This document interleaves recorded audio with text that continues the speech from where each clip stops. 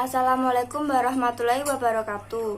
Perkenalkan, nama saya Stefania Lauransa Malia, nomor absen 31 dari kelas 10-6. Saya di sini mau mempresentasikan gerak lurus. Pada bab ini kita akan mempelajari gerak benda dalam lintasan lurus, besaran fisika yang mempengaruhinya, serta penerapannya dalam kehidupan sehari-hari. Sebelum kita mempelajarinya lebih lanjut, apakah kalian tahu apa itu gerak? Jadi, gerak ialah perubahan kedudukan suatu benda terhadap titik acuan.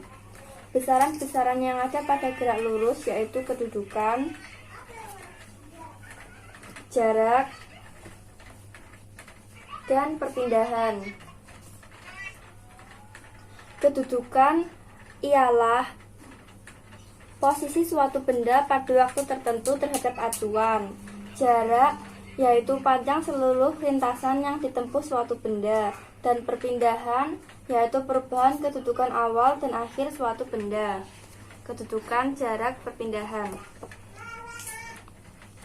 Untuk lebih paham bedanya jarak dan perpindahan, mari perhatikan ilustrasi berikut ini.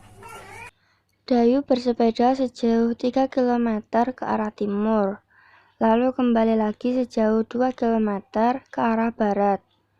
Maka jarak yang dialami Dayu adalah 3 km ditambah 2 km sama dengan 5 km. Untuk menentukan jarak, kita tidak memperhatikan arahnya, sedangkan perpindahannya sejauh 1 km. Karena setelah bersepeda sejauh 3 km, Dayu kembali lagi 2 km. Sehingga perbedaan kedudukan awal dan akhir Dayu adalah 1 km. Jadi, untuk menentukan besarnya perpindahan, kita harus perhatikan besar dan arahnya. Selain kedudukan, jarak, dan perpindahan, besaran yang sering digunakan dalam gerak lurus yaitu percepatan, kelajuan, dan kecepatan. Percepatan, kelajuan, dan kecepatan. Percepatan yaitu perubahan kecepatan terhadap waktu. Kelajuan yaitu jarak tiap satuan waktu. Dan kecepatan yaitu perpindahan persatuan waktu. Sekarang kita bahas lebih detail mengenai macam-macam gerak lurus.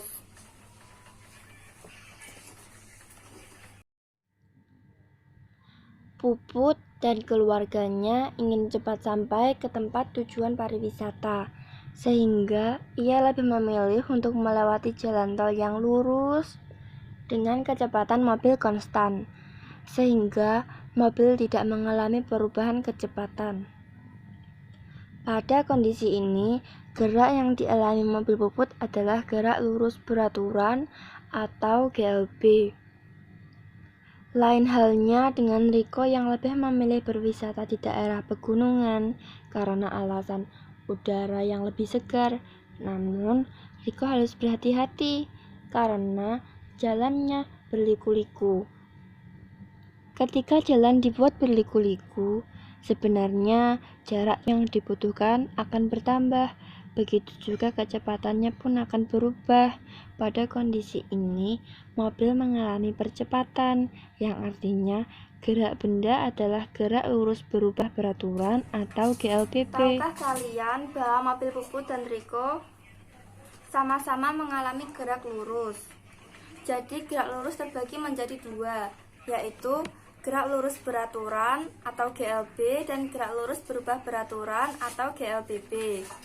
Gerak lurus beraturan atau GLB adalah gerak benda yang lintasannya lurus dengan kecepatan tetap. Artinya, kecepatan benda dari awal hingga akhir pengamatan selalu tetap atau percepatannya 0. V sama dengan konstan, A sama dengan 0. Besarnya kecepatan dituliskan dalam persamaan V sama dengan S per T, atau besarnya perpindahan dituliskan dalam V kali T. Dengan V sama dengan kecepatan dalam meter per sekon, S sama dengan perpindahan dalam meter, dan T sama dengan waktu dalam sekon.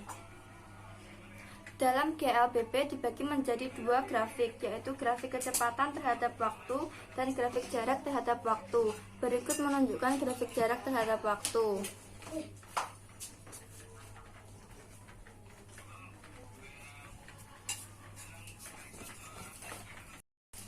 Fenomena gerak lurus beraturan yang sering kita jumpai dalam kehidupan sehari-hari yaitu kereta api yang melaju di rel yang lurus, serta mobil yang melaju di jalan tol dengan kecepatan konstan.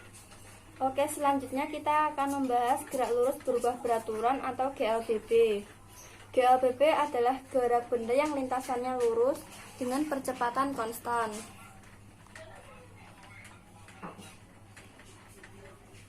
Yang artinya gerak ini mengalami perubahan kecepatan secara teratur sehingga menimbulkan percepatan yang tetap.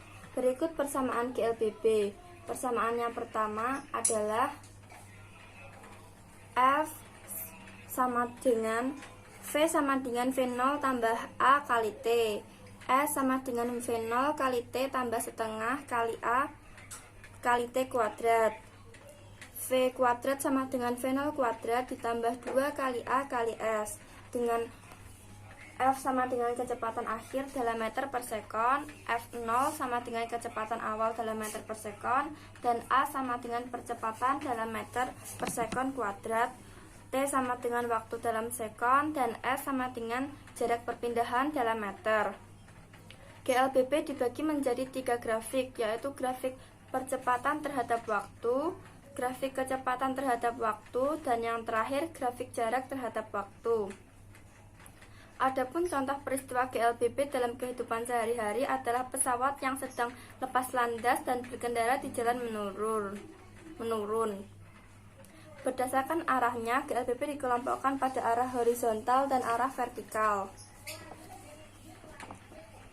Pada arah horizontal, benda dapat mengalami kecepatan yang bertambah atau percepatan. Benda juga dapat mengalami percepatan yang berkurang atau perlambatan. Sedangkan pada arah vertikal terdapat gerak jatuh bebas seperti gambar ini, pohon, gerak vertikal ke atas, melempar bola, dan gerak vertikal ke bawah.